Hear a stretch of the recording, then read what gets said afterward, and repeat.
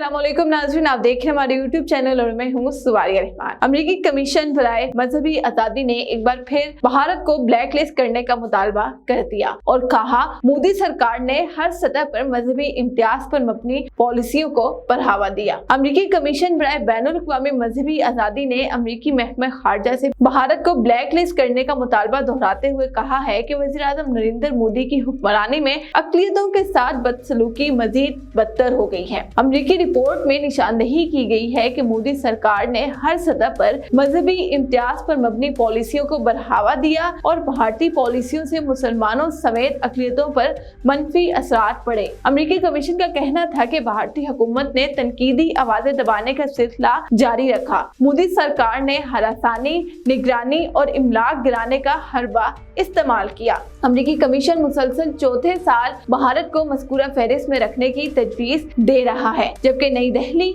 इस पर सीख पा है और कमीशन को जानिबदार करार देता है। अमेरिका का स्टेट डिपार्टमेंट हर साल उन ममालिक की फहरिस्त जारी करता है जिसमें मजहबी आज़ादी पर बेहतरी न होने पर पाबंदियों के इम्कान के साथ मखसूस तशवीश का इजहार किया जाता है।